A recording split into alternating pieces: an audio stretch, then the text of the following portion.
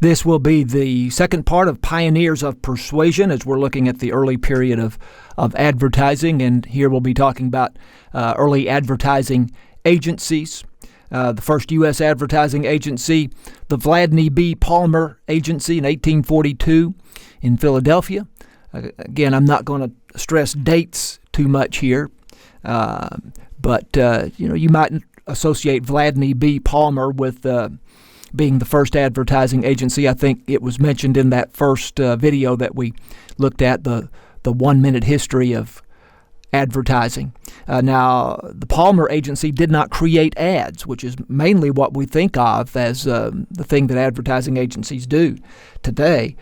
So it did not operate as advertising agencies today do, but it would have been involved in buying space for advertisers in newspapers and magazines and so on.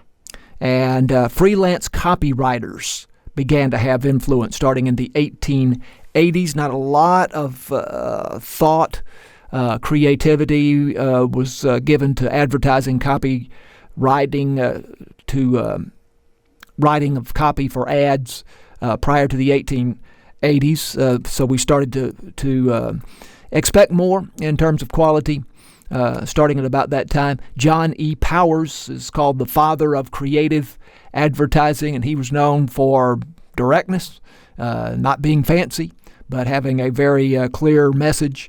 There was an ad, and this is mentioned on page 12 of the Adland book, a mention of an advertiser's bankruptcy that was published in a newspaper, and the message was, "We are bankrupt. This announcement will bring our creditors down on our necks. But if you come and buy tomorrow, we shall have the money to meet them." So nothing fancy there. Very, very direct and very clear. No mistaking that message. Ernest Elmo Calkins started his own ad agency, came to be known as Calkins and Holden. Now, this was the first ad agency to write and design ads for clients. So this is the first ad agency that is operating more or less as we think of an advertising agency operating today. Ad agencies now, in fact, do drive the creative process. They come up with the concept and then pitch those ideas to their clients. And so I do have a couple of videos here on that, but I'm going to show you the first little bit of this video on what ad agencies do.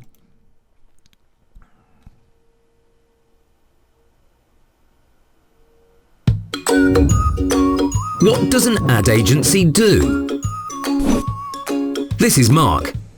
His most recent invention is a smart collar for cats. The production will start soon, and the corresponding tracking app is also ready for release.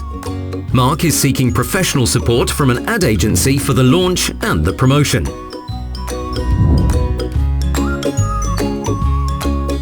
During the briefing, they discuss the planning and release of the new brand identity in the following 4 steps. Definition of brand strategy, creation of brand presence, media planning, and marketing evaluation. In a first step, the brand strategy needs to be defined. This includes the naming, the definition of the target group, and the value proposition. The strategical standards are written down in the branding guidelines. In the agency, different employees take care of the project. The consultant, he conducts the project and works with both the customer and the agency. So, not going to show this whole thing to you. That's the first minute or so of it. Again, you see the word brand comes up, and we're going to be hearing about that a lot. The creation of a brand, and then the promotion of the brand, creating an image for the brand so that it means something to consumers. And you can all think of brands that are familiar to you and that mean something to you. And then there's another video there on the advertising agency and client relations, and it is a satire, which means they're kind of making fun of the subject, but nevertheless they're making a point. No doubt that there's some truth in the satire that is in that video. So do have a look at those. Arrow to the future. The Arrow shirt advertisements of the early 20th century, very, very influential and a kind of a milestone in advertising. In the early 20th century, illustrators began to have an impact on popular culture. We've already talked about the Pears ads in Great Britain and some of the French advertising posters. Also in the mid to late 1800s, Calkins and Holden commissioned illustrator Joseph Christian Leyendecker in 1905 to create the Arrow Shirt Man. And that is an example of the classic advertising campaign for Arrow shirts. And what they've done there is they've created an image for men who wear Arrow shirts. And for that period of time would have been considered a very handsome young man, and obviously a very active man. He's a golfer. And this is the type of men then who wear Arrow shirts. And this is so not only are they selling the shirt, they're selling the image of the shirt, and they are then conveying that image to the people who wear the shirts. So the Arrow Shirt Man is a major milestone in advertising. It established a clear and winning image for the Arrow brand. Here's a little short video on the Arrow Shirt Man.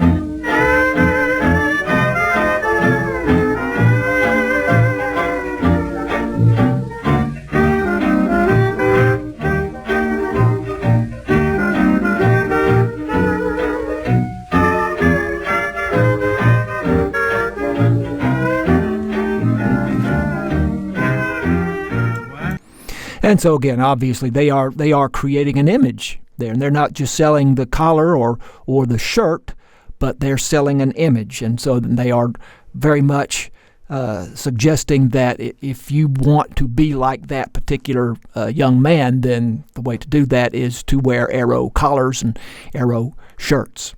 So that's a major milestone in advertising history there. The Claude Hopkins approach, and again, this all is coming from the Mark Tungate book Adland, and you can read more about all of these things in that book.